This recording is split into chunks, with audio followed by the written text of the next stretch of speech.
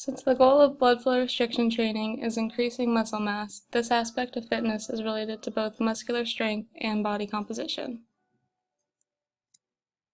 The American College of Sports Medicine typically suggests lifting a weight of at least 70% of an individual's 1 repetition max in order to achieve muscle hypertrophy, which presented a problem for wounded veterans who were returning from war, suffering from already compromised joints due to severely damaged limbs.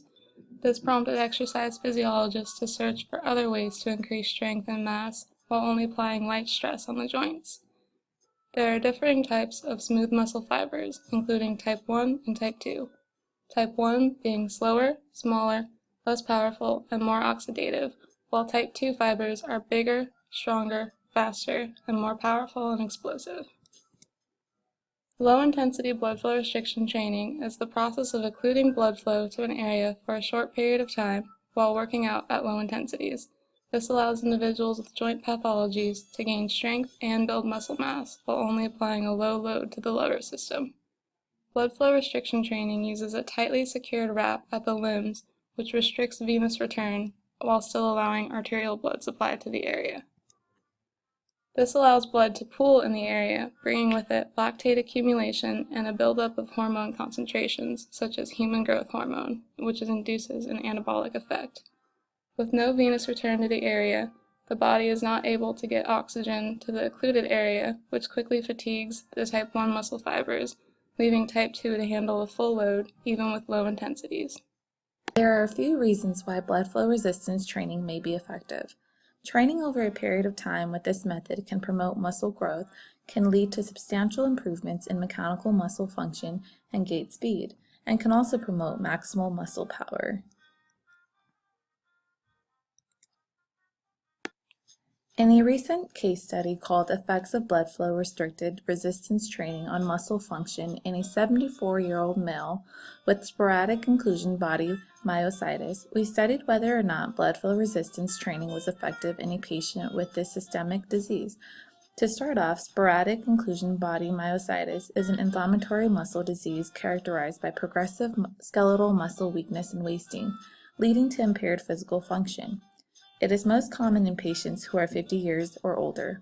The 74-year-old patient was experiencing feelings of weak wrists and fingers, atrophy of the forearms, thighs, and lower leg muscles, prominently on his left side, which led to difficulty in walking and frequent falls. The method used in this case study were low-intensity resistance training, which is 20 to 40% of 1 rep max, and moderate-intensity resistance training of 40 to 60% of 1 rep max. Considering the age and condition of the participant, 12 weeks of low-intensity blood flow resistance training was conducted with 2 workout sessions per week. From week 4, training frequency was increased to 3 sessions per week. However, this increase in training made the patient feel extremely exhausted. Thus, from week 5, they reinstalled the initial training frequency of 2 sessions per week. In order for them to further the exercise progression, they increased the number of sets per session from 3 to 4. The types of exercises that were performed were the single leg muscle power exercise, a 10-minute horizontal walk test, and a time up and go exercise. Prior to each training, an inflatable cuff was mounted around the proximal part of the thigh and calf.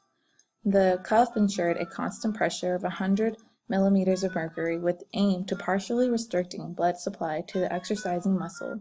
Each exercise set was separated by a 45-second rest break, where the cuff pressure was maintained while released immediately following the final set. The results are a 1% increase in weight, calf raise training loads increased by 75%, leg press training loads increased by 33% and 40%, whereas training volume per session increased from pre to post by 47% and 70% for the right and left leg respectively. Based on this case study, we concluded that low-intensity blood flow resistance training should be considered a feasible intervention tool in patients in sporadic inclusion body myositis. So when we were looking at scholarly articles, looking for some negative effects of blood flow restriction training, the only real negative to be found for us was something called rhabdomyolysis.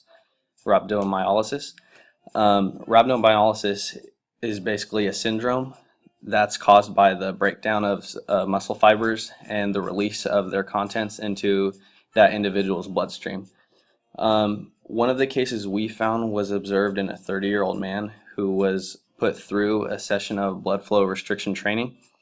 And then after he finished that session, he started to complain of pain he was feeling in both his upper and lower extremities, a high fever, and pharyngeal pain.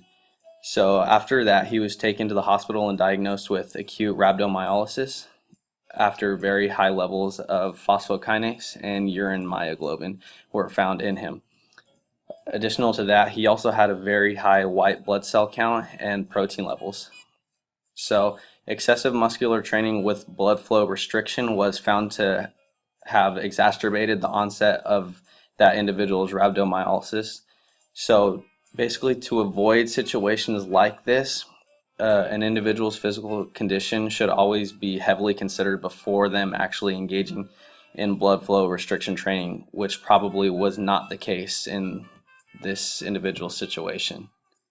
Populations that benefit from blood flow restriction training include athletes, patients in post-operative rehab, cardiac rehabilitation patients, and the elderly. One study showed that when an inoculation was present even without an exercise stimulus, it was effective in diminishing the disuse atrophy of knee extensors 3 days after surgical operation. This study was about patients who are injured, specifically ACL injuries.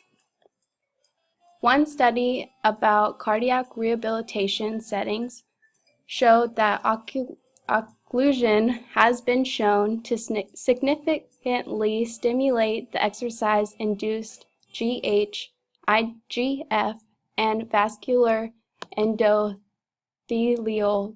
growth factor responses with the reduction of cardiac preload during exercise. According to the ACSM, weight training at 70% or greater are optimal for healthy people, but can be difficult to achieve such a high intensity level in populations such as the elderly, patients with osteoarthritis, or in athletes specifically recovering from ACL injuries. If the patient is unable to continue the training because of the high mechanical stresses on the joints, then professionals have sought lower intensity training alternatives. San Francisco State University Kinesiology Department published an article in the Strength and Conditioning Journal, which stated that BFR training is effective in both non-athletes and clinical populations. Studies show that individuals who were previously untrained have a greater increase in muscular strength than those who have already been consistently training. As a group, we do support blood flow restriction training because it can allow a patient to use much lighter weights than normal training protocols and still achieve sizable anabolic training results. It is beneficial to individuals who are injured and can only use very light weights, or for trainers who are undergoing a deload phase in their training cycle. Blood flow restriction training allows you to still make gains using light weights while giving your joints, ligaments, and tendons a break from heavy lifting. Overall, the pros outweigh the cons. However, also check clients' physical history before performing blood flow resistance training. People who should not perform blood flow restriction are those that cannot withstand the average or even low intensity weights. Although health professionals can alter the amount of weight, doesn't mean that they shouldn't first perform studies on their client. It is important to do screenings that include clinical history, physical examination, and laboratory tests before experimenting blood flow restriction training.